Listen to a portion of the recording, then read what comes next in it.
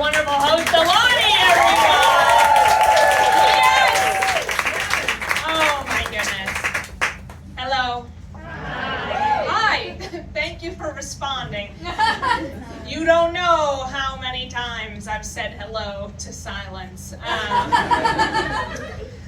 Just to address the elephant in the room, yes, this is my actual speaking voice. I really do sound this way. For as long as I've been alive and speaking, this has been the voice that's come out of me. You're doing amazing. Thank you.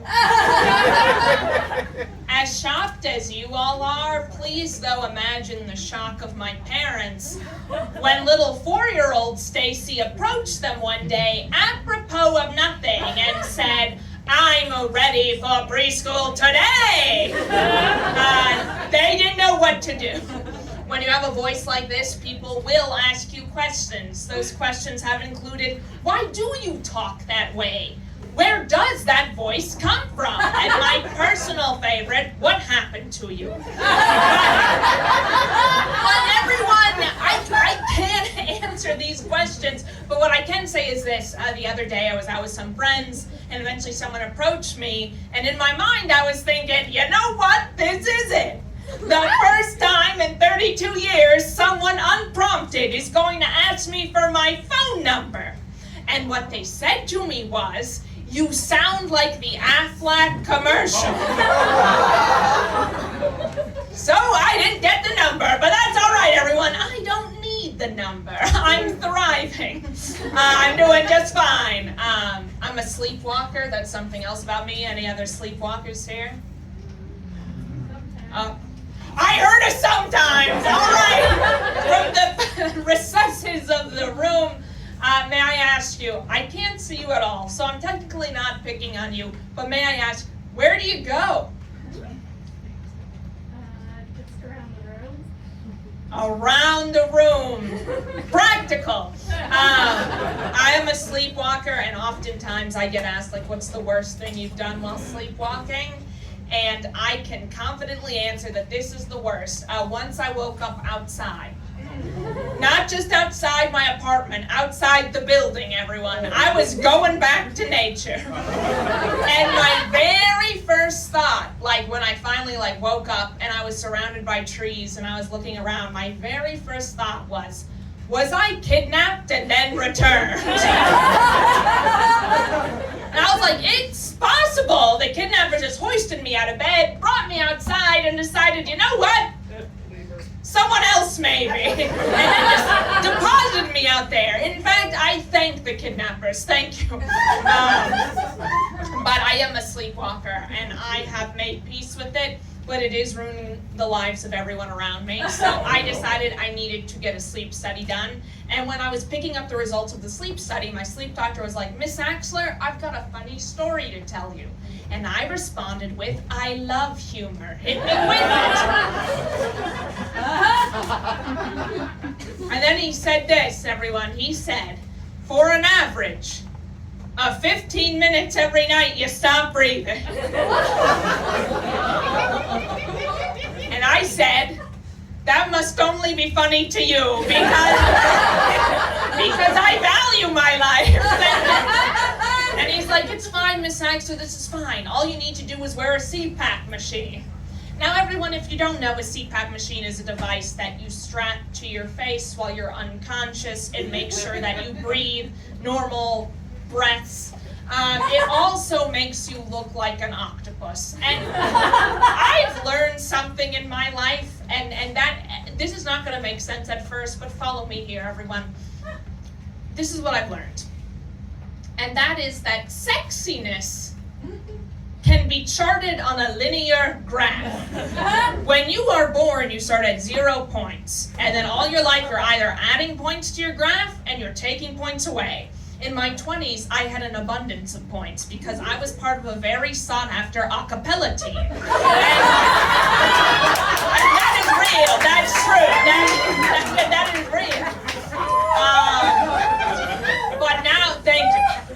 But now that I'm in my 30s, I'm hovering at like a -45. And I can trace all these negative points back to to a very bad decision I made a few years ago when I decided to learn Elvish.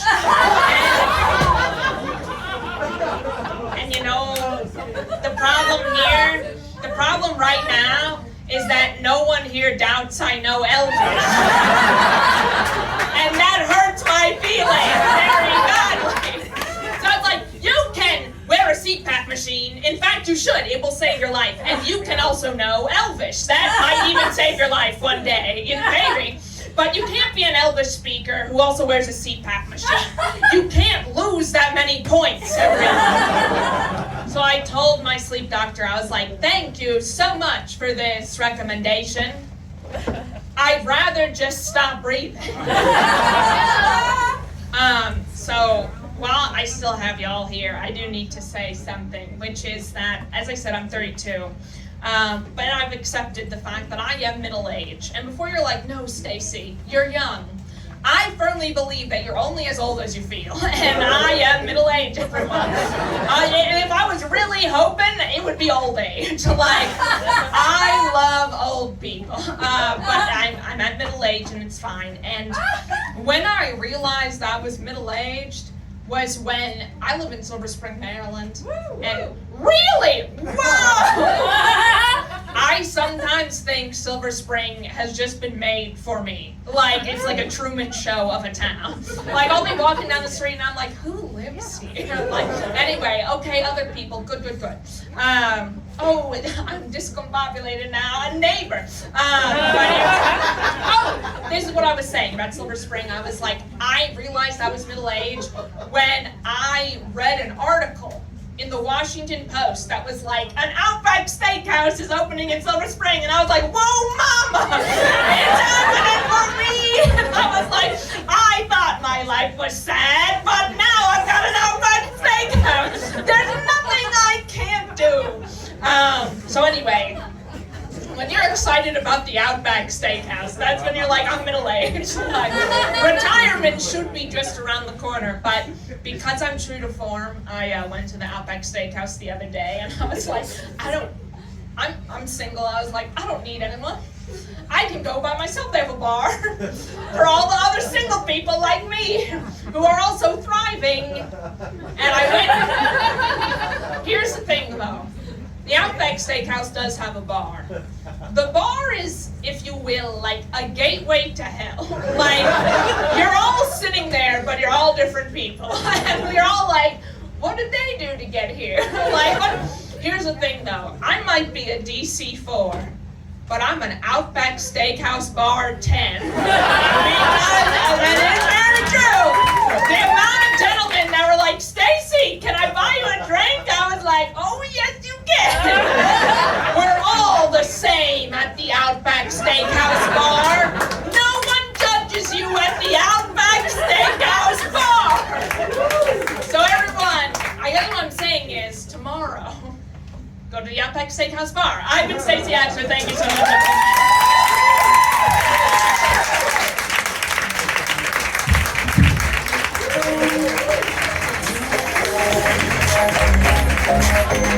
Alrighty. Keep it going.